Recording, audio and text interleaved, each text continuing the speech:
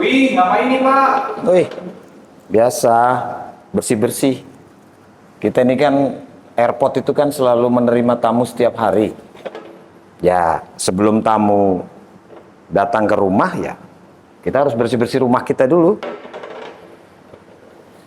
Bayangin, airport segede gitu, kita bersih-bersihnya dari jam berapa tuh, bisa dibayangkan kan? Tapi yang namanya pekerjaan ya harus dilakukan. Jadi bawa senjata nih ya Pak? Iya nih, lengkap senjata saya nih. Ini buat mandiin burung kalau di rumah, tapi kalau di sini untuk ini nih, untuk biar membasahin ini, terus kemudian kita slap pakai dihilangkan. Kalau kotornya membandel kita sertakan kimiawi. Nah, kalau udah pakai kimiawi nanti alatnya udah beda lagi nih. Itu. Jadi hari ini kita ngapain nih Pak? Iya. Ini hari ini kita mau menyambut tamu lagi nih. Tamu nih sohib saya. Orang tokoh Kalimantan. Kalimantan Selatan.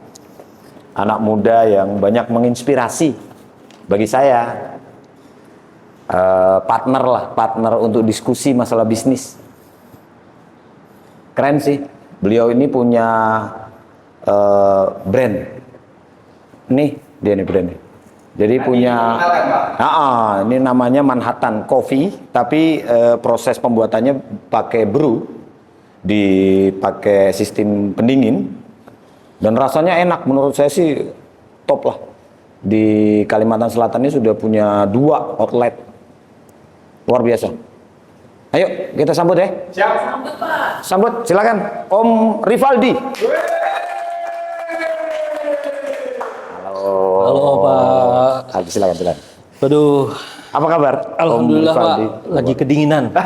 Ya musim hujan ya. Habis hujan, musim hujan juga Pak. Iya.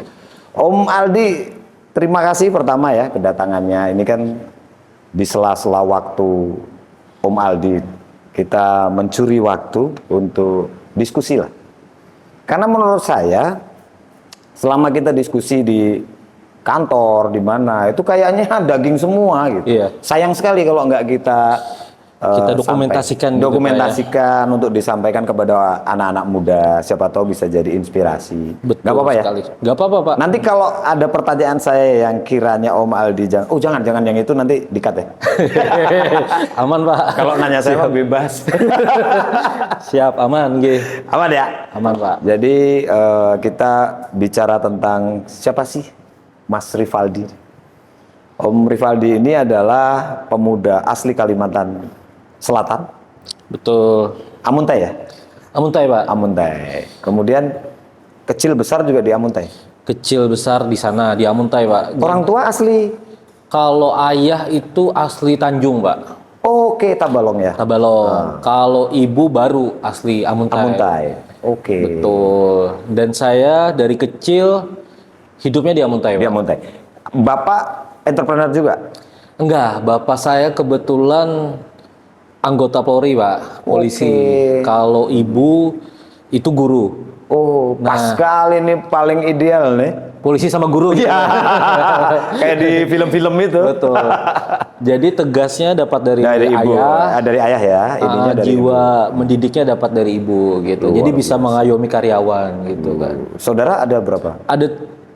Ada 3 Pak, 3. perempuan semua. Om Rivaldi yang Pertama ya. dan saya satu-satunya laki-laki. Oke.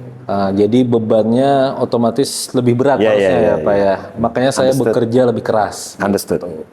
Jadi di Amuntai kita cerita dari kecil dulu deh. SD juga di Amuntai. SD di Amuntai Pak. Di Amuntai. Jadi memang saya itu tipe orang yang sebenarnya itu sangat malas untuk sekolah Pak. Hah? Dari kecil itu? Dari kecil. Bahkan di TK itu saya cuma turun kalau nggak salah cuma 2 kali Pak. Oke. Jadi memang nggak tahu kenapa berteman di luar kalau itu lebih mengasihkan daripada dalam ruangan.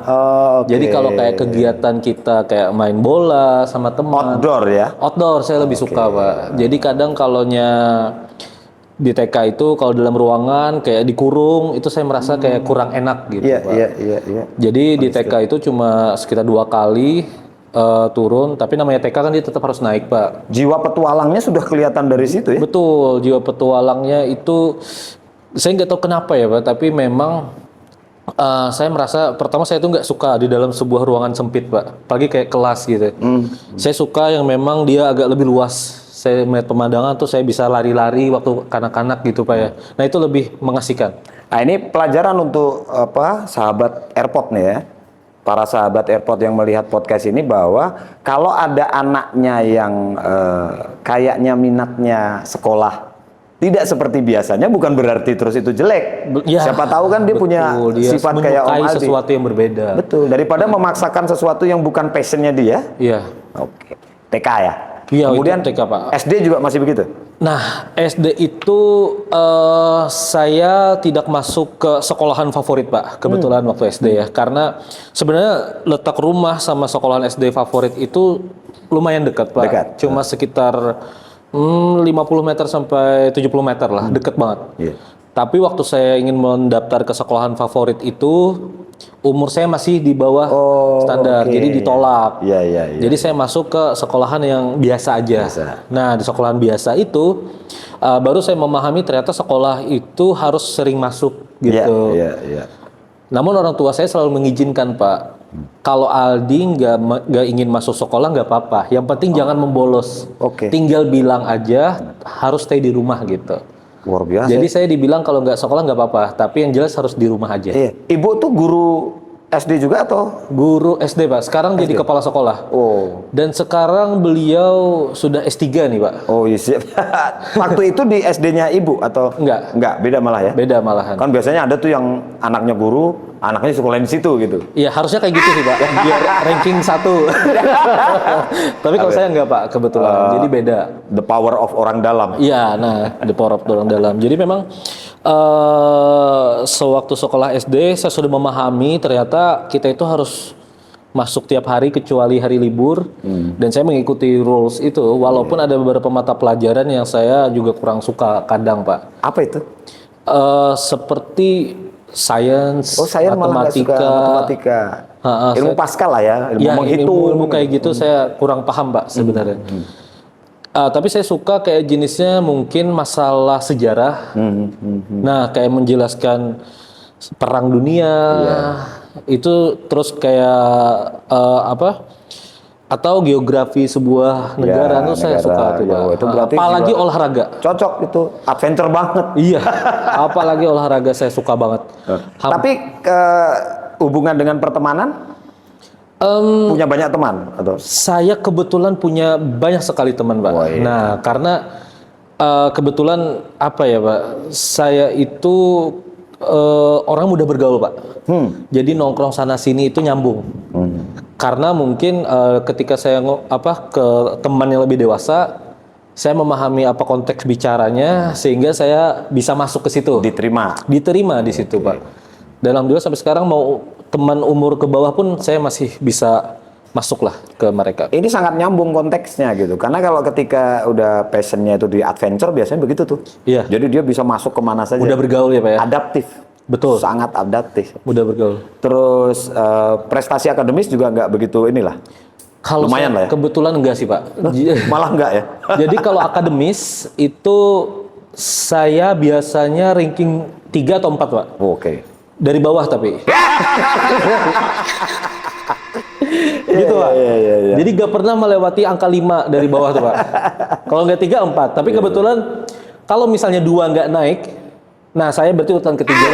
Masih selamat. Pokoknya saya yang bagian selamat lah. Iya, save by the bell lah. Selamat. Jadi setiap kali bagi rapot tuh kadang orang tua dipanggil guru, Pak. Khusus. Ada pesan khusus. Dipanggil, ini mau gimana, mau naik atau gimana gitu kan diberi. Tapi orang tua bilang naik aja. Mungkin ya saya nggak tahu, Pak. Ya udah naik gitu. Pakai jalur sesama guru nih kan. Iya. Jalur sesama guru, betul. Yang terus kemudian ke SMP.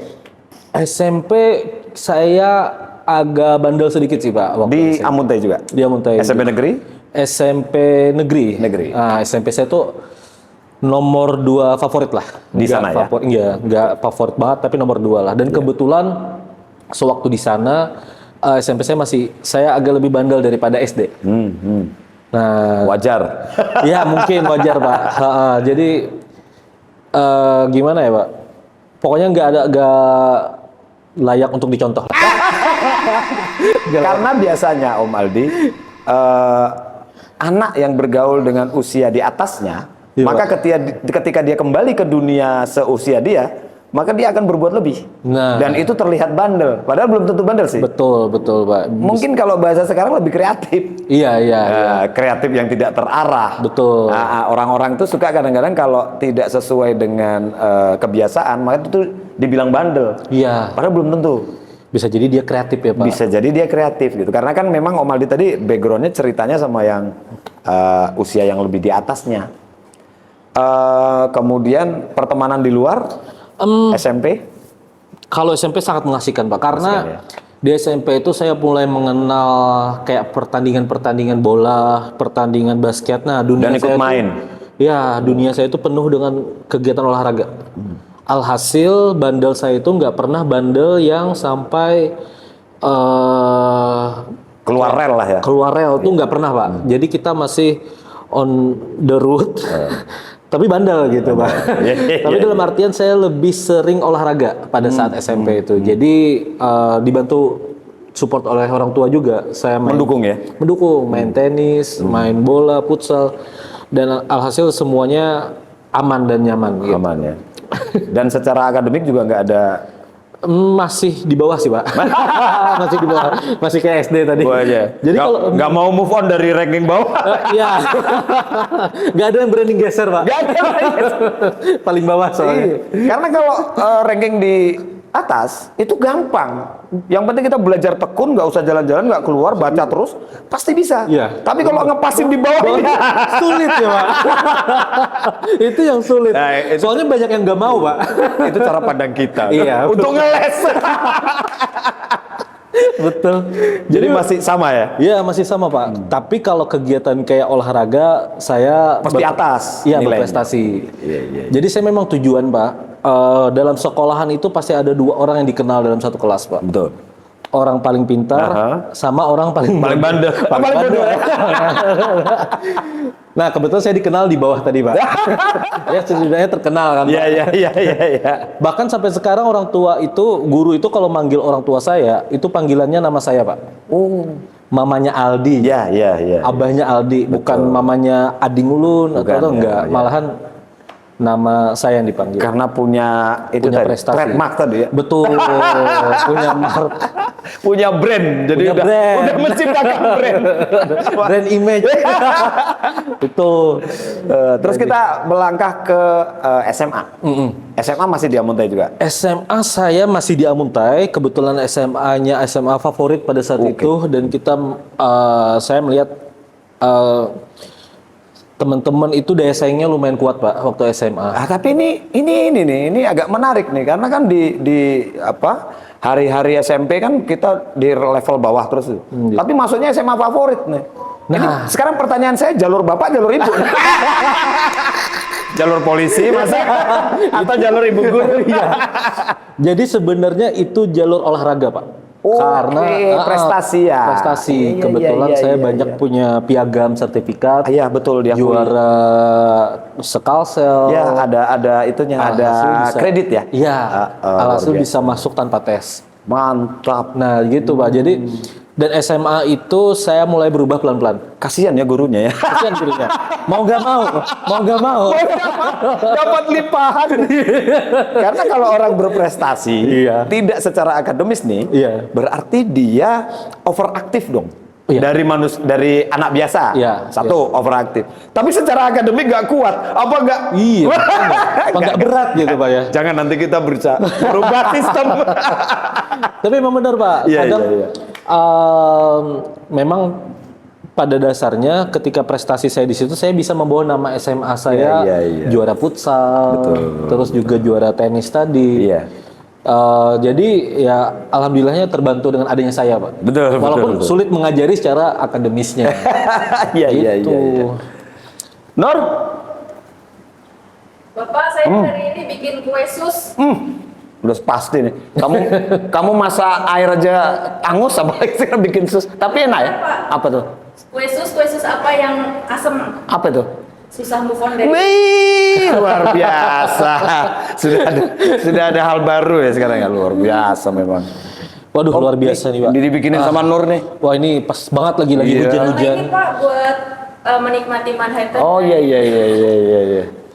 Nah, ini buat Mas Ini Model ganteng. Waduh, miliknya tamu. terima kasih. Kamu aku sebagai hasil masakan udah jelas-jelas ada tulisan. Terima kasih, asik banget ini, Pak. Iya. Silakan ya Om. Oke. Ini kan miliknya Om Aldi. Iya. Bawain oleh-oleh saya, sekarang saya suguhkan. Iya, sekarang saya minum sendiri ya, Pak ya. Itulah orang kita. Orang Indonesia itu kalau dibawain oleh-oleh, disuguhkan balik. Tapi nggak apa-apa. Itulah asiknya. Iya. Ini Ciri khas. ini adalah kesenangan saya. Rasanya enak banget memang. Saya nggak bisa ceritakan lah. Karena rasa itu Iya. kan Harus coba sih mereka ya, Pak ya. mungkin harus Iya. Karena gimana mau jelaskannya ya? Iya, sulit sih, Pak. Kalian beli deh. Iya. Bener, susah rasanya, enak banget. Asemnya ada, kopinya ada, segarnya ada. Kalau anak-anak sekarang kan seneng yang minuman-minuman carbonated tuh. Ini ada rasa-rasa itu. Jadi nggak kalah gaul lagu nih. Wih, enak Sama banget. usia-usia kalian tuh nggak kalah gaul. Keren banget. Rating ini 9,5 bos. 9,5 masih ada setengahnya nih, kita cari nanti setengahnya di mana. Kesempurnaan Tuhan itu. Bos. Ada aja. Nggak bisa ngelawan. Nggak bisa ngelawan. Nggak bisa ngelawan bos. Oke, jadi tadi sampai SMA. Betul. SMA masih tambah banyak malah temannya ya. Pasti, Pak. Karena selain saya kan berprestasi di olahraga, Pak. Nah, Makin biasa orang olahraga itu biasa pergaulannya lebih luas. iya.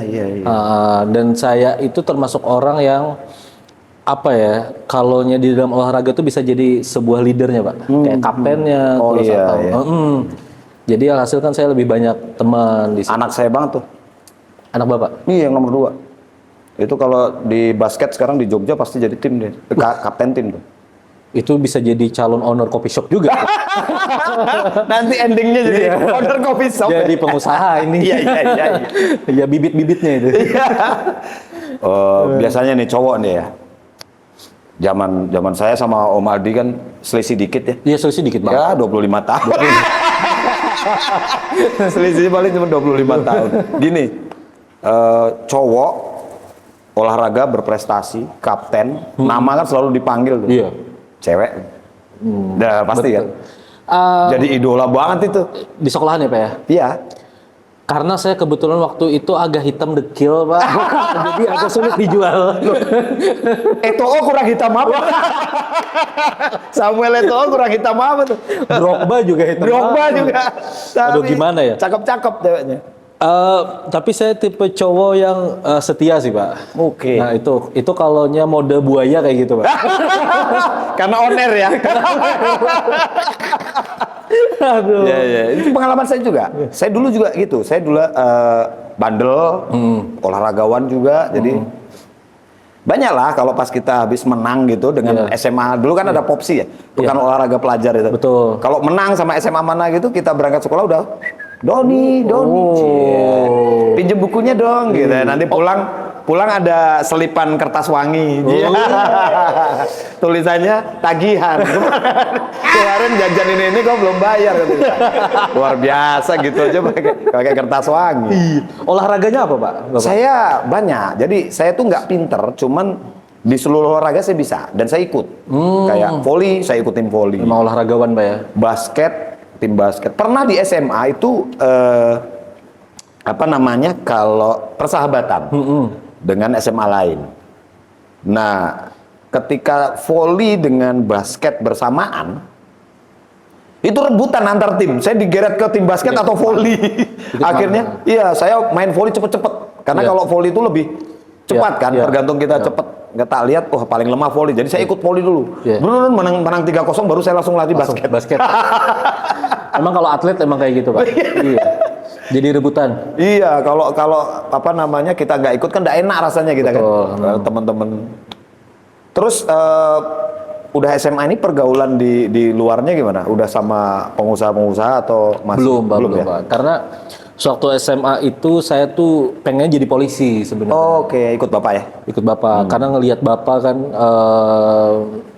seorang polisi Ya. misalnya di tempat manapun kayak dihormati gitu, Pak. Iya, Jadi kan kita otomatis ingin nih seperti beliau. Tapi nyatanya pas saya ikut seleksi saya rezekinya nggak di situ. Nah, baru saya berpindah jalur. Mungkin di Amunte aja pandangan itu. Bisa jadi. Saya kan Pak. gede di Jogja nih. Di Jogja tuh ada 2 polisi yang tidak pernah dihormati. Polisi tidur nih. Sama polisi Patung. Udah tahu. Untung udah siap. Iya. Udah mulai bocor jok saya nih. Jadi gitu, Pak. Oke, terus kita lanjut ke after SMA. Nah, setelah saya after SMA tadi kan gagal tadi untuk jadi anggota Polri. Iya. Oh, udah nyoba? Sudah nyoba, Pak. Udah. Nggak masuk juga tes? Enggak. Masuk tesnya ikut sampai tes kesehatan berapa gitu. Akhirnya gagal. Jalur Bapak nggak kuat. Sorry. Enggak itu. Di sini rekrutnya selalu clear kok. Iya. Yang clear. Memang mungkin saya ada kurangnya, Pak. Ya. Mungkin ada kurangnya. Jadi akhirnya nggak Akpol itu waktu itu ya? polisi biasa sih, Pak. Oh, Bintara? Ya. Bukan masuk tesnya Bintara? Bintara, Pak. Bintara aja gagal apalagi Akpol kan. Makanya hasil setelah di situ gagal. Padahal olahragawan loh. Harusnya kan fisik yang pertama itu Bintara. Kalau fisik saya kuat Oke, semuanya, ya? Pak. Cuman ada akademis. Akademis juga oke, Pak. Psikotes? Nggak tahu apanya, Pak. Tapi ada yang Jangan diterusin. Ayo kita Ya. lainnya. Nanti Pak Listio tahu. Iya, makanya, Pak. Jadi hasil setelah gagal di situ, Pak Listio tahu, Om Adi langsung jadiin polisi. Oke, terus. jadi setelah gagal di situ saya rasa kecewa kan, Pak. Kayak cita-cita kita Biasa. bisa langsung hilang gitu Iya, dalam sekejap. Padahal kita udah udah membina cita-citanya dari kecil Iya. dan hilang dalam sekejap. Terus kadang ada rasa marah, Pak. Rasa marah kepada diri sendiri sih. Kecewa banget. Kecewa banget. Sampai pada akhirnya ternyata saya berpikir belajar itu sangat penting. Jadi bukan berarti kan saya nggak suka belajar karena saya berpikir saya akan jadi polisi. Betul, ya. Saya nggak suka ilmu matematika karena saya pengennya saya kuat di bagian fisik sehingga saya bisa melindungi masyarakat dengan baik. Gitu. Luar biasa. Dan ternyata itu gagal. Ternyata saya melupakan opsi kedua. Opsi kedua itu tidak membutuhkan fisik tapi membutuhkan otak. Nah di situ saya suka belajar, Pak. Jadi saya berubah tuh dari Aldi yang akademisnya rendah, nggak suka membaca, nggak suka belajar. Setelah pengumuman saya gagal, di hari itu juga saya pergi ke tempat buku yang paling saya tidak sukai, Pak. Ya nggak apa-apa. Kan Iya. itu kejujuran kita. Iya, Jangan Om Aldi, saya juga nggak suka. Karena membaca tuh kadang membosankan bagi Bukan saya. membosankan, apa ya? Trauma. Iya. Ngelihat buku gede-gede trauma. Iya. Aduh. Nah, di salah satu setelah itu juga saya pertama kalinya pergi ke salah satu tempat buku. Ya. Saya beli buku, Pak. Iya. Saya beli langsung 5 buku. Di situ saya beli pertama adalah buku tentang leadership, terus yang kedua buku tentang orang-orang yang sudah sukses, terus juga yang ketiga saya buku wawasan umum aja, terus yang keempat saya beli tentang improvement self, kayak perkembangan diri itu. Yang terakhir saya beli buku tentang cerita Habibie Ainun. Oh, Habibie Ainun. Waktu dia jadi Rudy-nya yang bikin pesawatnya. Iya. Jadi itu 5 buku pertama yang saya beli, Pak. Dan saya ini kan benci ya dengan sesuatu yang membaca akademis itu. Jadi mau nggak mau, saya coba berubah, Pak. Saya paksakan tiap hari itu membaca. Saya coba paksakan walaupun bosan, kadang di tengah kita stop, oke. Baca 2 halaman lagi lanjut, terus stop, oke. Ternyata makin kesini, di bulan berikutnya tuh jadi adiktif, Pak, dengan buku tadi. Akhirnya saya beli banyak sekali buku. Setiap kali, seminggu sekali itu pasti beli buku. Hingga full tuh, kamar saya itu Banyak buku-buku. banyak banget buku-buku. Tapi sebagian besar tentang ilmu-ilmu ini ya, Betul. yang tidak ada di sekolah ya. Betul, sebagian besar tentang improvement self. Improvement ya. Tentang bagaimana kita berkomunikasi Ya. dengan baik, terus bagaimana cara kita bisa menghormati orang lain. Nah, gitu kan nggak ada di sekolahan, Pak. Iya, iya, iya. Bagaimana cara kita bisa menerima sudut pandang yang berbeda. Iya, iya. Nah, hasilnya itu banyak hal yang saya baca di situ. Jadi ternyata dari buku tadi itu membentuk karakter saya seperti ini sekarang. Dulu saya tidak seperti ini. Nah, sekarang saya lebih bisa makanya saya bisa Berdiskusi gitu ya. berdiskusi dengan orang panjang. Akhirnya wawasan saya jadi luas. Ya, Nah, timbullah jiwa saya ingin jadi pengusaha gitu. Iya, iya, iya, iya. Tapi itu setelah gagal dari kepolisian, nggak langsung loncat mencari sekolah di tempat lain ya? Saya pada saat itu karena waktunya udah telat ya, Pak. Oh, pendaftaran udah telat ya? Pendaftaran karena kita telat, ngikutin. saya masuk yang terakhir buka itu ada. Nggak apa-apa. Ini kan hujan soalnya. Bandara lagi hujan, Ya, bos. nggak apa-apa, nanti bisa di-cut kok. Nggak apa-apa, lanjut. Tapi aku kaget loh. Malah lucu. Jadi kita bisa ngeliat tuh ownernya Homes kaget. Kagetnya gimana gitu. Cowok apa cewek? Nah, jadi pas setelah kejadian setelah saya Tidak lulus. Iya, nggak lulus tadi. Kepolisian? Sisa satu fakultas aja yang masih ada, Pak, yaitu JIPOK, jurusan olahraga, yang masih buka. Karena saya sertifikat lumayan banyak tadi, saya itu ada kurang lebih 50 lebih, Pak, sertifikat. Luar biasa. Nah, itulah dasar agar bisa Masuk itu ya? Betul, Di Unlam? Di Unlam. Unlam ya? Jadi saya daftar, alhamdulillah diterima langsung, Pak. Nah, akhirnya saya kuliah di Banjarbaru. Iya. Gitu. Merantau ya hitungannya ya, dari Amuntai ke Banjarbaru? Betul, merantau. Karena saya tuh orangnya suka di rumah sebenarnya, Pak. Iya. Waktu saya setelah gagal itu kan kayak malu keluar rumah tuh, Pak. Iya, iya, iya. Kayak maksud teman-teman takut nanya atau apa kan. Iya. Tapi akhirnya saya di rumah terus, tapi akhirnya beranikan keluar merantau gitu. Tapi kebiasaan untuk membaca buku itu sudah ada di Amuntai apa sejak di Banjarbaru? Kebiasaan membaca buku itu sejak di Banjarbaru, Pak. Udah di Banjarbaru ya? Udah di Banjarbaru. Oke. Kalau di Amuntai masih belum. Jadi karena di Banjarbaru tadi kan dekat tuh banyak toko juga. Jadi saya beli bukunya lebih mudah. Kadang sewa buku di perpustakaan atau pinjam buku teman Iya ya. juga bisa. Jadi pas kuliah itu, nah ini yang unik, Pak. Saya kan orang gak suka akademis ya, Pak, waktu SMA. Iya.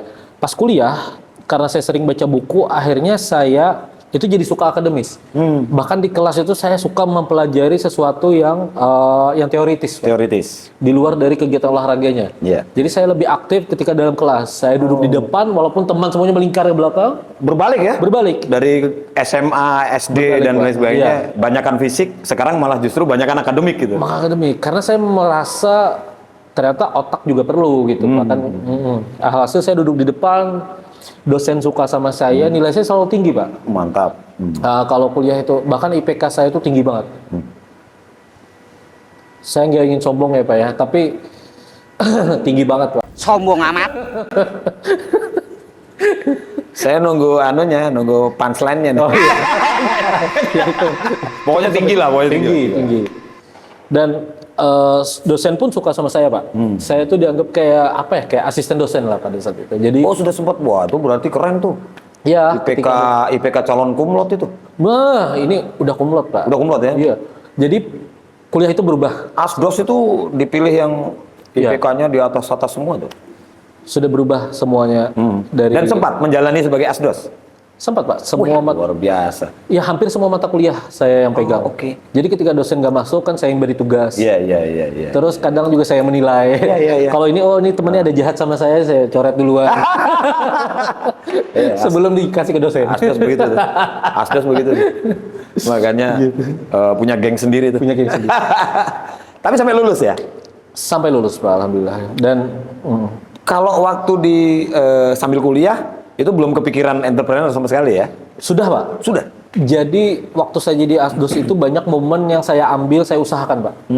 Jadi kadang saya lihat teman-teman saya itu banyak yang males kan Pak di kelas. Ya. Nah karena ada rasa males, di situ ada masalah. Ketika ada masalah, di situ ada uang.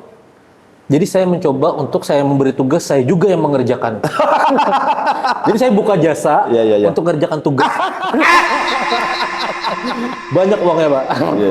Satu siswa itu bisa bayar 100, kadang bisa 200. Itu kalau di angkatan saya namanya strategi BAS. BAS. Bikin masalah, atasi, selesaikan. Nah itu saya. Jadi Pak, waktu semester 3 saya kuliah, saya itu sudah bisa pergi ke Singapura pertama kalinya. Wah mantap. Iya. Dengan dia sendiri ya? Dengan Artinya dari hasil sendiri? Dari hasil itu tadi. Oke. Nggak tahu itu curang atau enggak ya Pak? Ya enggak lah. Enggak lah, wajar Namanya lah. malas. Artinya ada upaya. Ada pasar. Iya, Ada pasar yang kita manfaatkan. saya bisa nggak tidur 4-5 hari Pak. Ngerjain itu. Karena satu angkatan itu jumlahnya sekitar 200 atau 300 orang. Iya. Bayangin Pak. Jadi saya mulai ngerjakan di situ. Lumayan banyak uangnya Pak. Jadi Dari sekali dosen ngasih tugas itu bisa beli iPhone second lah. Wih, luar biasa. Dan bisa ke Singapura ya? Bisa ke Singapura pertama kalinya. Dan itu pertama kali saya naik pesawat Pak. Itu seru tuh. Iya. Jadi saya nggak pernah naik pesawat sebelumnya. Oh, baru itu. Itu pertama kalinya saya naik pesawat Pak. Dari sini? Atau dari sini, Jakarta? Dari sini. Jadi, dari sini ke Jakarta. Jakarta baru Singapura ya? Jadi saya sebelum berangkat itu, saya kan nggak tahu bagaimana cara check in nih Pak. Iya. Saya itu ngelihat YouTube. Terus kalau teman-teman tahu ini nggak, apa website Kaskus? Kaskus. Nah sekarang kan udah nggak ada Pak. Dulu saya tanya di situ. Yang kemarin. Iya. Iya. Jadi saya nanya itu Pak, di Kaskus itu nanya bagaimana cara check in, bagaimana cara mobil ini masuknya boleh sampai mana. Iya. Terus jalurnya seperti apa, terus ngobrolnya apa yang dikasih tunjuk. Gitu. Saking saya memang Belum buta nggak sama pernah. sekali ya? Buta sama sekali? Buta. Cuma modal berani aja Pak. Dan keinginan, karena pengen Iya. melihat Singapura gitu. Ingin keluar negeri Pak. Ingin keluar negeri. Jadi pada saat itu memang tiket yang paling affordable tuh cuma Singapura. Pada saat itu ya Pak. Jadi sekitar 1.200.000 atau berapa dari sini ke sini ke Singapura. Nah, bahkan saking lucunya saya karena nggak pernah di bandara, ternyata transit itu saya pesan pesawatnya mepet banget Pak. Sini ke Jakarta, Jakarta ke Singapura, untung dengan maskapai yang sama. Ternyata bandara Jakarta itu luas banget. Besar. Iya. Bayangin saya bawa koper Pak. Iya. Ternyata bandara saya dapatnya paling ujung. Dan itu waktunya mepet Pak. 10 kali lipat bandara kita. 10 kali lipat bandara kita. Itu bandara Cengkareng. Jadi waktu saya dari landing, saya langsung lari tuh ngejar waktu tadi. Pindah terminal nggak? Pindah Pak. Waduh. Terminal internasional ya. Iya. Masih terminal 3 ya? Terminal 3. Ya. Jadi pindah ke situ, lari, naik bis dulu ya kalau nggak Iya salah. betul. Terus kita lari sampai check in sampai ini Saya tahu itu berarti maskapainya Iya, saya penuh. double A itu kan? Oh iya. Iya. Jadi full keringat tuh Pak. Iya. Jadi dalam pesawat itu, aduh bau badan itu. Karena lari-lari ya. Iya. Iya. Jadi itu sih pertama pengalaman naik pesawat pertama. Berapa minggu waktu itu atau Di perjalanan ke Singapurnya Singapura? seminggu aja sih Pak. Minggu ya. Memang sudah menjadwalkan agenda sendiri ya? Sebenarnya dijadwalkan. Jadi kita ada itinerary-nya bahasanya tuh. Oh, oke. Jadi hari ini ke sini, Ikut tapi pas itu. sampai sana Nggak ikut. Nggak ikut tur Pak, nggak ngelakuin. Jadi Iya, kita free aja kemana-kemana. Terus kita tanya makan-makan. Dan saya karena bahasa Inggrisnya pada saat itu masih terbatas. Jadi kita cari muka-muka yang kayak Asia banget nih. Waktu kita tanya, oh ternyata Malaysia atau bisa Iya, bahasa Malay kan, kita mudah bisa ngerti. Paling saya nanya jalan sih. Dan pada saat itu Google Maps kayaknya masih Belum ada, belum itu masih ya? belum ada. Belum juga. in lah. Iya. Itu Luar biasa. pengalamannya menegangkan sih. Kemudian selesai ya S1 di sini ya? Selesai Pak. Selesai S1, ada next sekolah lagi? Jadi kita karena ini ya Pak, rasa kekecewaan kita gagal tadi di sini, akhirnya saya mencoba untuk bagaimana caranya untuk menjadi orang sukses. Kebanyakan orang sukses itu saya lihat mereka sekolahnya nggak di tempat kita Pak, kebanyakan ya Pak. Kadang mereka sekolahnya di Stanford, terus di Harvard, Iya. kuliah di luar negeri. Jadi saya mencoba untuk cari beasiswa, Pak. Alhamdulillah diterima di Bangkok University di Thailand. Nah, melanjutkan di situ di dunia bisnis tapi. Jadi bukan olahraga lagi. Oh, nyebrang ya? Nyebrang. Dari FPOK ke bisnis. Ke bisnis. Jadi Magister tuh ya? enggak, masih S1 aja, Pak. S1 aja? Iya. Jadi S1-nya 2 kali. Oke. Nah, setelah kita diterima di situ, di Bangkok University itulah banyak belajar tentang bisnis. Akhirnya saya memahami ternyata memang kalau ada yang namanya rantai pemangsa, kalau di hewan kan ada namanya rantai Ya, rantai makanan. pemangsa ya. Nah, kalau di dalam dunia kita ini rantai pemangsa ternyata paling tinggi ini adalah si pengusaha. Makanya saya harus yang paling tinggi. Nah, itu yang saya dalami gitu, Iya, Pak. iya, Itu saya harus balik ke Indonesia ikut kegiatan Asian Games 2018. Oh, belum sempat selesai? Belum sebenarnya. Tapi kan ada surat kan masuk karena saya kuliah di Bangkoknya itu kan beasiswa, Pak. Beasiswa ya? Nah, itu yang sulitnya. Iya. Jadi kita nggak bisa nentukan mau kalau pemerintah mintanya ini kita ngikutin. Iya dong, program pemerintah lah. Betul. Jadi saya balik, tapi dengan catatan setelah balik, setelah acara Asian Games selesai, saya Boleh kembali lagi? boleh kembali menyelesaikan sebentar gitu. Dan disetujui. Yaudah, Asian Games saya balik kemarin 2018. Asian Games ya? Asian Games, Pak. Pak Erik ya? Pak Erik, ketua Waktu pelaksana masih tuh. Ketua pelaksana betul. Pak Erik tuh. Nggih. Dan surat itu memang tanda tangan langsung dari Pak Erik di bawah. Jadi ada 64 orang kita yang diberangkatkan beasiswa harus balik. Nah, salah satunya itu ada nama saya tuh. Harus balik juga ke sini karena kebetulan sebelumnya ngambil jurusannya kan olahraga, Pak. Iya. Jadi linear. Oh, dicari itu ya, Iya. mungkin ya. Jadi linear. Jadi saya membantu kayak mengukur lapangan standar internasionalnya. Iya. Terus mengecek kualitasnya sesuai pedoman. Statusnya apa tuh? LO? Pada saat di lapangan kan saya bagian teknikal aja, Pak. Technical ya? Tapi pas pada saat pertandingan saya berubah menjadi protokol asisten. Oh, protokol asisten. Saya pegang dua negara pada saat itu, Kazakhstan sama Kamboja. Jadi ketika Bening-bening tuh. Iya. Jadi ketika pimpinan dari negara Kazakhstan atau Kamboja datang, nah itu saya yang Mendampingi ya? Mengikutin permintaannya juga. Misalkan mereka minta apa nih syaratnya. Kalau kita bacanya kayak rider lah. Iya, Mereka rider. minta ini, kita ikutin. Terus kita selipin pas beliau makan, kita jelaskan tentang Indonesia. Jadi targetnya memang Pak Jokowi itu minta Asian Games itu ada untuk membuka investasi seluas-luasnya. Oh, oke. Jadi pas beliau pimpinan itu makan, kita menjelaskan Indonesia ini bisa ini. Bisa. Semi guide ya? Ya semi, Pak. Semi guide ya? Tapi tetap Guide investasi lah? Ya, bagaimana cara membuka lapangan kerja. Oke. Karena pada saat itu kalau nggak salah kita itu tinggi banget angka penganggurannya 1,8% kalau Iya, nggak salah tahun itu ya. tahun itu. Terus setelah Asian Games memang terbukti plan beliau Pak Jokowi Sukses lah. sukses, bisa turun 1,25%. Nah, penurunan itulah yang dianggap pencapaiannya berhasil. Setelah Asian Games juga yang Raja Arab Saudi itu masang barel minyak gitu. Ada kan beritanya kemarin yang beliau invest barel minyak berapa. Iya. Nah, itu pun pas Asian Games juga. Oh, didapat dari situ ya? Dapat dari situ. Yang pas Raja ke Bali kan juga. Ya, betul. Itu Raja dapat dari Asian Games juga. Oh, oke. Jadi banyak. Pahlawan devisa juga berarti ya itu ya? Mahasiswa-mahasiswa itu ya? Ya, Termasuk bisa pahlawan dibilang devisa. kayak gitu sih. Iya. Luar biasa. Nah, Kemudian setelah selesai event itu kembali ke Bangkok? setelah selesai kembali tapi sebentar. Ya. Setelah itu balik lagi ke Amuntai, Pak. Kembali ke kampung halaman. Duh, kenapa?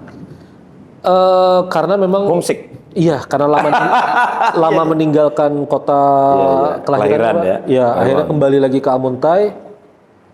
Nah, saya itu nganggur tuh di Amuntai itu lama lumayan. Kita nggak tahu mau ngapain kan. Karena secara grading saya ini kayaknya untuk tinggal di Amuntai terlalu tinggi nih, sulit untuk mencari pekerjaan. Iyalah kebiasaan di Bangkok, di paling minim di Banjarbaru deh. Iya. Kesana aja udah bingung tuh. Iya kan? Jadi bingung tuh mungkin Di harus sini bekerja. ke Gramet gampang, di Amuntai kan agak susah. Iya. Jadi pun saya mikirin nggak mungkin nih saya Berdiam diri gitu ya. mencari pekerjaan di sini. Nggak, cobalah buka usaha kecil. Oh, oke. Mulainya Nah, dari itu Amuntai awal. malah ya? Dari Amuntai, Pak. Oh. Jualan ayam, Pak. Hah? Ayam geprek.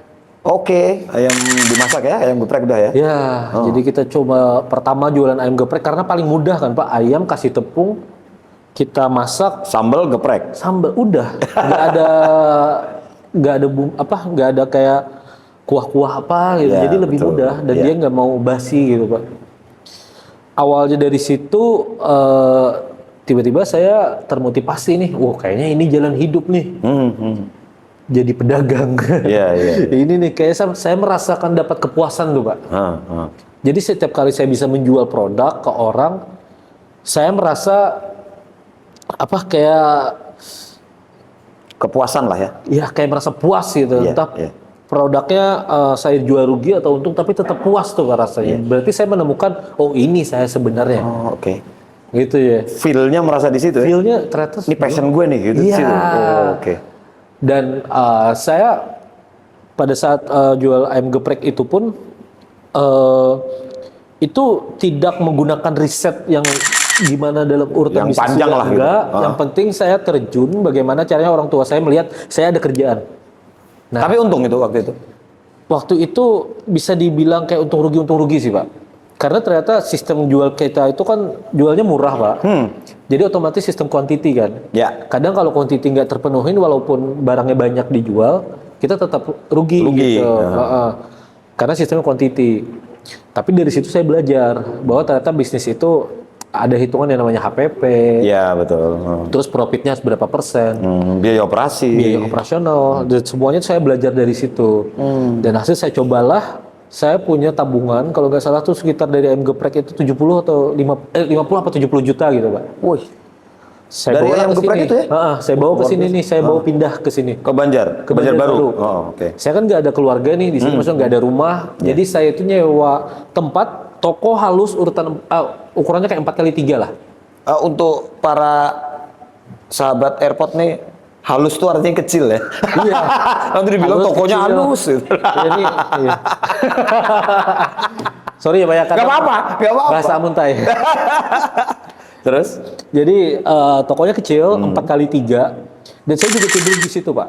Oh, Jadi itu ada meja, mejanya itu buat saya kerja sama tim. Jadi saya pertama, sudah bawa tim ya? saya bawa teman saya sebenarnya Pak. Saya sebut tim ya Pak. Iya, iya. Jadi karena di situ teman itu saya gaji Pak dari uang tadi. Saya rencana bikin kayak sistem kayak aplikasi gitu Pak. Pertama karena saya suka teknologi. Iya. Jadi saya bikin aplikasi dari kantor yang sangat kecil. Jadi kalau malam saya tidurnya di bawah meja Pak. Meja kita kerja kayak gitu. Iya, iya. Di bawahnya itu saya tidur setiap malam sampai 2 bulan. Luar biasa ya. Iya. Jadi karena saya nggak punya rumah, nggak punya tempat kan. Tapi penjualan tetap operasi ya, day by day? Enggak. Pada saat kalau ayam gepreknya iya. Iya, ayam gepreknya masih Iya. ya? Kalau teknologinya enggak.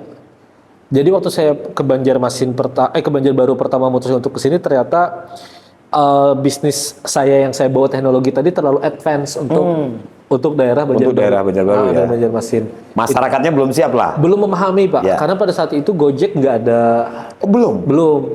Terus kayak Grab itu nggak ada. Orang mulai tahu dulu aplikasi jual belinya di Bukalapak aja. Bukalapak, Terus ya, ada ya. dulu Toko Bagus. Toko Bagus. Sekarang berubah menjadi ini ya. OLX. OLX. Nah, orang kenalnya itu Pak. Tapi kayak kebetulan aplikasi yang saya buat itu kurang lebih kayak Gojek. Jadi menyediakan jasa Pak. Iya. Jadi saya mau ngumpulin orang yang pengen cari tukang. Orang yang pengen cari orang kebersihan buat bersihin AC, terus buat bersihin. Kayak saya dong ya? Iya. Nah itu Pak. Iya, iya, Jadi iya, saya iya. buat aplikasi bagaimana menghubungkan. Oh, jadi aplikasi ini tidak fokus sama bisnisnya Om Aldi yang ayam geprek? Enggak ada berhubungan sama sekali di luar dari situ. Oke. Jadi menghubungkan antara penyedia jasa dan ingin Pencari jasa? mencari jasa Luar tadi. biasa. Karena pada saat itu Gojek gak masuk Pak, tapi Belum, saya ya? menggunakan Uber waktu di luar negeri. Uber, ya. Jadi Ingat saya memahami cara kerjanya. Saya kalau pas di luar juga pakainya Uber tuh. Uber ya Pak ya. Biar ketahuan kalau saya pernah keluar. Kalau di Indonesia nggak cocok. Gak cocok. Nggak cocok Uber. Karena Uber tuh biasanya maling. Maling harus di Uber. Beda lagi Pak. Beda lagi. Uber maling itu. Uber maling. Jadi memang karena saya memahami konsep cara kerja dia menyedia jasa dan pencari jasa, disitulah saya membuat aplikasi tadi. Ya, Dan ternyata di sini terlalu advance advance ya. untuk hal itu. Ya. Jadi karena tadi teknologi teknologi tadi terlalu advance sehingga usaha yang saya bikin tadi nggak jalan Pak, nggak bisa jalan. Nah, saya sudah coba menawarkan ke banyak orang, ternyata memang kesulitan untuk mencari marketnya karena orang masih meragukan hal itu. Belum ada gambaran. Belum ada gambaran, walaupun sekarang semuanya kan sudah serba online. Malah ke situ sekarang. Iya, malah Larinya, belanja pun kita harus pakai online, beli makanan pun kita harus pakai online. Sekarang kan ke situ. Nah, tapi dari situ saya bisa memahami lagi, Pak. Oh, ternyata bisnis yang kita buat sebagus apapun, ketika dia tidak match dengan marketnya, dia tidak akan bisa jalan. Oke. Alhasil saya beralih lagi, Pak. Itulah dari bahwa dari setiap kegagalan tuh ada hikmahnya di situ dapatnya. Hikmahnya di situ saya bisa memahami. Akhirnya beralih lagi, saya coba buka laundry. Laundry saya buka, tapi ternyata saya lihat kan laundry banyak nih, Pak. Ya. Ternyata laundry itu bisnis yang sangat sulit dikembangkan. Hah? Karena biaya operasionalnya terlalu tinggi. Dan kadang juga terlalu riskan dengan komplainan. Karena bicara pakaian, Lingkungan ya? iya bicara pakaian. Oh, sih, Pak. pakaiannya ya? Kadang ada luntur. Betul. Kita nggak bisa mengetahui bahannya digunakan apa, murah kah atau mahal kah. Iya. Sehingga sangat riskan. Sehingga pada situ saya stop juga tuh. Nah, mulailah bisnis kopi ini kecil-kecilan. Dari modal cuma 7.500.000, Pak. Sisa uang yang 70 jutanya cuma 7.500.000. Saya cobalah beli gerobak kecil. Cobalah jual kopi. Pada saat itu kopi masih belum hype di Banjarbaru, Banjarmasin. Jadi saya jual kopi dengan harga 10.000 sampai 12.000-an pada saat itu, Pak. Kopinya kecil aja, mejanya sangat kecil 1 meter. Nah, dari situ saya mulai mengerti, oh ternyata Banjarbaru ini dia marketnya rolling, Pak. Banyak mahasiswa tapi dia berputar. Nah, mahasiswa yang berputar ini akhirnya dia ganti-ganti kan, Pak. Kalau di Amunta itu dia kayak statik gitu, Pak. Kita jual sesuatu tuh harus yang bikin orang adaptif. Ya. Karena marketnya sama. Jadi kita nggak bisa jual sesuatu yang kalau berpindah kita kehilangan market tuh nggak bisa. Jadi ayam geprek itu sangat matching di Amuntai dan kopi itu sangat matching di Banjarbaru. Sangat match dia. Karena marketnya berputar. Tapi kopinya masih biasa ya, belum yang kopi. Biasa banget, Pak. Jadi kopinya ya kopi murah lah. Tapi bukan kopi bukan kopi saset. Kopi dari biji asli tapi blend secara sendiri. kemasannya masih murah banget. Blend sendiri. Iya, blend sendiri. Luar biasa. Dan dari situ kita saat 6 hari atau 7 hari itu nggak ada pembeli, Pak.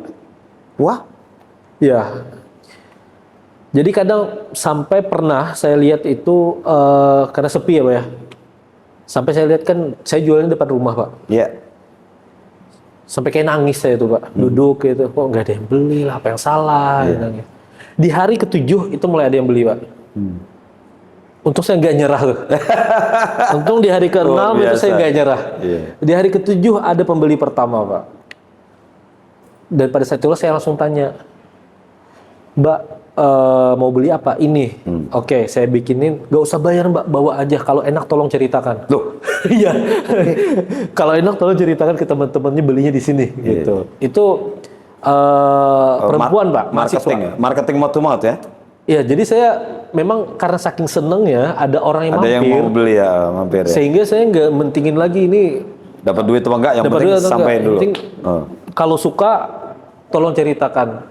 Kalau nggak suka tolong kembali lagi dan ceritakan ke saya apa nih yang salah. Oh, oke. Jadi saya minta itu, Pak. Jadi saya kasih, Pak. Tapi 1 hari dia nggak balik, Pak. Terus saya pikir, oh kayaknya enak nih. Karena dia di hari itu nggak balik buat komplain. Iya. Ternyata di hari besoknya dia bawa teman, Pak. 2 orang. Terus besoknya lagi mulai ramai, Pak. Ada 17 pembeli. Walaupun masih di bawah 20 ya, Pak ya. Itu selama sebulan bertahan kayak gitu. Dan ternyata kopi mulai hype di Banjarbaru, Pak. Sehingga saya nggak perlu lagi mengedukasi kopi yang nggak saset itu kayak gimana.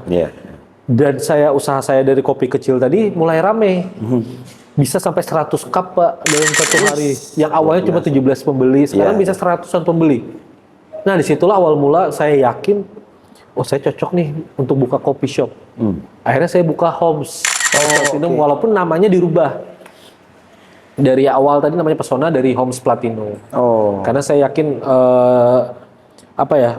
saya mencoba untuk berubah dari tempat kecil ke besar itu sangat sulit karena marketnya beda, Pak.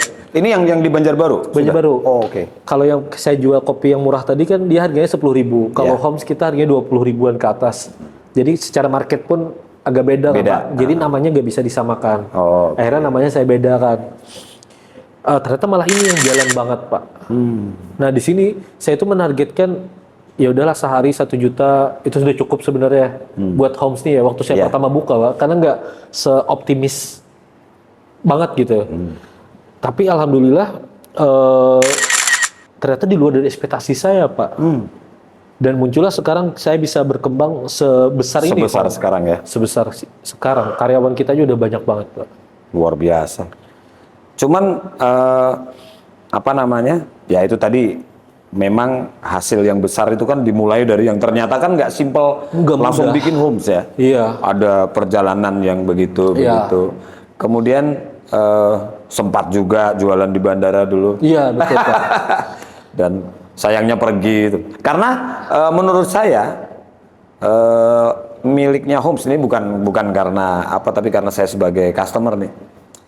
Homes ini layak untuk jadi oleh-oleh sebenarnya. Betul, kan Pada saat pada saat ada di bandara tuh saya sering bawa oleh-oleh kalau pulang. Iya. Dan ini sudah jadi perbincangan di Surabaya, di Bali. Kok ada begini? Dan dulu kan teman saya banyak, anak buah saya banyak tuh tanya. Saya bilang, "Oh, ini produksi sana asli."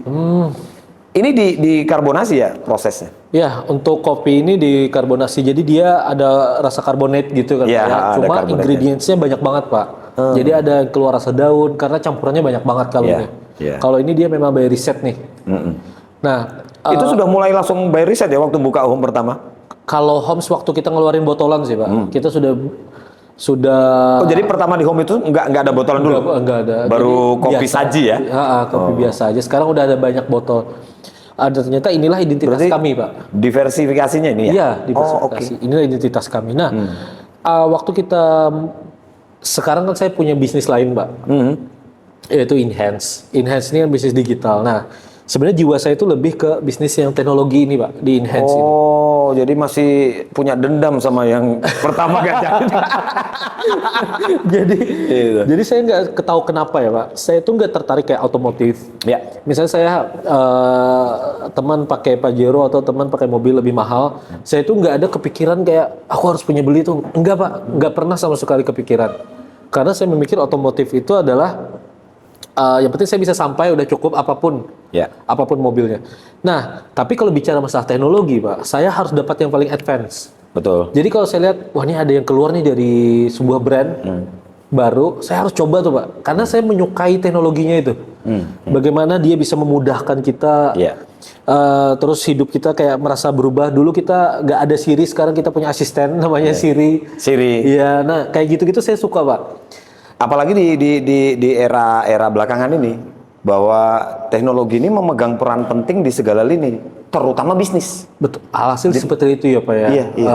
Nah, dan juga karena saya tadi memang kayaknya jiwa saya itu suka bisnis tapi di bidang teknologi, Teknologinya. Pak. Karena pertama tadi saya datang ke Banjarbaru kan ingin membuka itu. Udah bawa niatan itu ya? Iya, dan sekarang saya punya bisnis namanya Enhance tadi.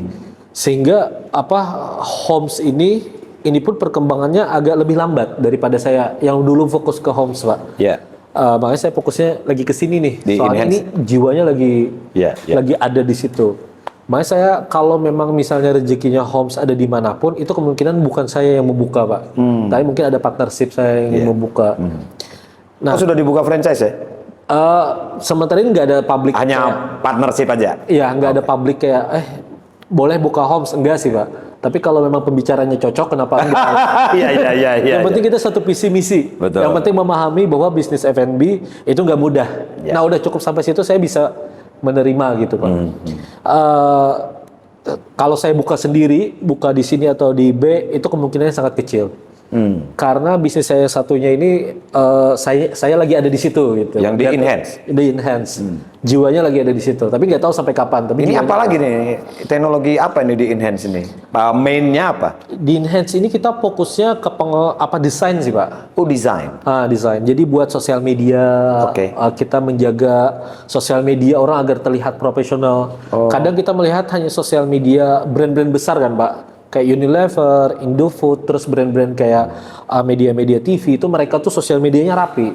Tapi kadang orang kita Banjar ini yang ada di Kalimantan Selatan itu bingung bagaimana sih cara bikin kayak mereka gitu, brand besar. Kadang mereka berupaya sendiri, tapi hasilnya pun tetap tidak memuaskan. Nah, disitulah peluang adanya enhance, membantu sosial media mereka kelihatan next level daripada mereka sebelumnya. Ini seperti consultant ya? Kalau kita yang enhance itu terbagi menjadi dua, Pak. Ya. Ada yang enhance.biz, ada yang enhance yang memang khususnya digital studio aja. Nah, kalau untuk digital studio ini dia di luar dari konsultannya tadi. Oh, oke. Jadi ini memang fokus desain dan ini ada orang-orang desainnya di situ. Oh, oke. Nah, kalau konsultan tadi beda lagi, itu sebelahnya enhance.biz tadi. Nah, ini bagian konsultan dan ini di luar dari, jadi dia dipecah, Pak. Menjadi dua hal ini. Iya. Iya, saya pecah sih sebenarnya. Luar biasa. Iya. Jadi bisa kelihatan luasnya jaringannya. Iya.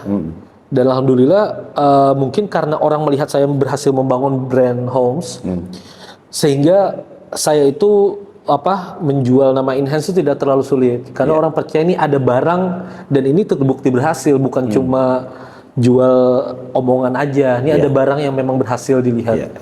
Dan sampai sekarang Enhance masih bertahan sudah 2 tahun sih, Pak, alhamdulillah. Dan kliennya sudah lebih dari 200-an klien. Mantap. 200 brand yang ada Banjarbaru, Banjarmasin. Luar biasa loh. Iya. Karena saya lihat perkembangan bisnis update ini itu sudah bukan membutuhkan teknologi, tapi memang sudah merupakan keharusan teknologi. Iya. Kalau dia tidak menggunakan teknologi, ya bye-bye aja. Betul. Sudah calon bye-bye itu. Pak. Iya. Karena saya lihat semua base-nya on teknologi. Iya, semua bisnis memang. Semua bisnis. Jadi bisnis-bisnis yang current yang sudah ada itu dia mengarah kepada teknologi, sementara bisnis yang baru muncul based on teknologi. Iya. Ini luar biasa sekarang. Betul. Pak, by the way, kemarin saya ada lewat bandara nih. Iya. Di Angkasa Pura. Ya. Airport. Terus saya melihat ada sesuatu baru tuh, Pak. Apa itu? Nah, saya langsung nanya aja sama Bapak sebagai cleaning service ya, Pak. Iya, saya cleaning service. Nah, Bapak kan sering lihat tuh di situ. Iya, sering bersih-bersih. Nah, itu sebenarnya apa sih, Pak? Yang di mana? Yang di lorong? Iya, di kedatangan. Oh iya. Jadi kita ada kerjasama dengan Pemprov Kalimantan Selatan. Pemprov Kalimantan. Melalui Kadis Lingkungan Hidup. Karena beliau itu waktu itu ketua harian program Geopark dari Kalsel. Oke. Jadi di Kalsel ini sedang menjual tempat-tempat warisan warisan Geopark untuk didaftarkan menjadi bagian dari warisan UNESCO. Dan ini kayaknya berhasil. Oh gitu. Iya, dan salah satu geliatnya itu supaya gaungnya menggema, beliau menempatkan desain Geopark itu di bandara. Dan saya, maaf Om Aldi, saya sudah mengalami dinas di beberapa bandar udara. Iya. Mungkin level karena saya GM-nya di sini ya, yang di Banjarmasin, di Banjarbaru ini, Kalsel ini yang menjadi GM. Saya rasakan support dari Pemprov luar biasa. Itu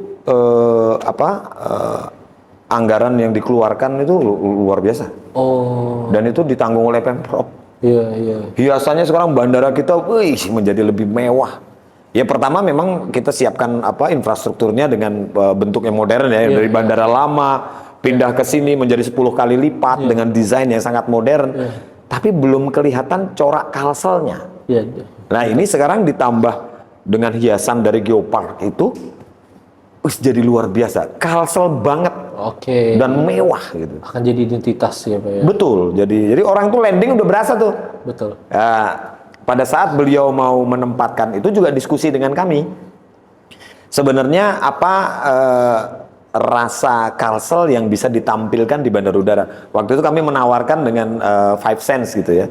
Bagaimana bisa melihat, bagaimana merasa, mendengar, mencium aroma dan lain sebagainya itu dari customer experience-nya. Jadi waktu itu kami mengambil contoh di Bali deh.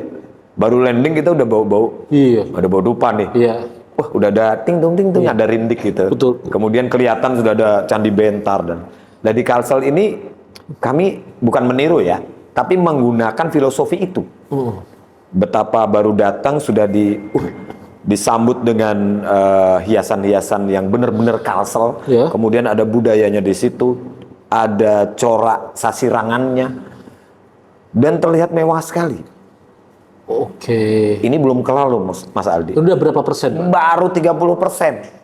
Saya yakin tahun depan sih sudah selesai 100%. Saya bisa bayangkan 30% aja kita sudah bisa membuat orang, wah, Iya. kalau udah 100%, Iya, pasti lebih bagus. iya. Cuman ya itu tadi, tugas saya agak berat, bersihinnya semakin banyak. Karena cleaning tadi. Iya, makanya saya jadi bersihin paling banyak. Iya. Saya lihat juga tadi saat itu ada sesuatu apa ya, Pak? ini. Berkelas. Saya penasaran nih, Pak. Iya. Jadi seiring dengan programnya Pemprov tadi ya, kebetulan kan beliau ingin menghias bandara dari sisi fisik. Nah, sementara di pemeliharaan areanya kami juga punya program. Oke. Ini sebenarnya mengingatkan kepada kami di dalam bahwa kami punya moto mewujudkan toilet berkelas. Toilet berkelas. Toilet. Karena toilet sangat penting. Oke. Dan kita akan wujudkan toilet berkelas di Bandara Samsudinur. Berkelas itu artinya bersih, kering, lengkap, harum, dan higienis. Malah kita memprogramkan bahwa bandara kita di tahun 2024 ini, kita menjamin bandara kita adalah bandara higienis. Nanti didukung oleh dari Badan Karantina Kesehatan. Oh gitu. Iya. Itu supaya seirama lah Iya, dengan iya. Pemprov sudah serius, masa kita nggak serius? Iya. Memang toilet menjadi tolak ukur juga sih ya, Iya. Pak, ya, suatu tempat. Jadi istilahnya itu toilet adalah tingkat dari peradaban di daerah. Ketika toiletnya itu bagus, berarti tingkat peradaban daerah tersebut bagus. Iya, jadi patokan. Betul. Ini yang saya ingin wujudkan bahwa Kalimantan Selatan tuh level peradabannya sudah tinggi. Itu tugas saya sih. Oke. Nanti saya akan wujudkan itu. Oke, keren banget, Pak. Oh ya, kita Nur, ini ada oleh-oleh ya? Iya, Oh ini. buat Mas Owner. Iya siap, Mas Owner lagi namanya, Mas Tamu. Om Aldi, ini kenang-kenangan dari kami ya. Siap, Pak. Thank Luar you. biasa. Terima kasih. Siap, thank Terima you. kasih Jangan banyak, bosan untuk diskusi. Siap, Pak. Semangat terus. Mudah-mudahan nanti bisa berkiprah teknologi di bandara nih. Ya, amin, Pak. Amin, amin ya rabbal alamin. Terima kasih semua para sahabat airport. Selesai sudah podcast kita. Mudah-mudahan dari sedikit pembicaraan kita ini, walaupun itu ada daging-daging, mudah-mudahan dagingnya itu bisa menambah protein buat kalian. Terima kasih, kita ketemu. Wassalamualaikum warahmatullahi wabarakatuh. Wow.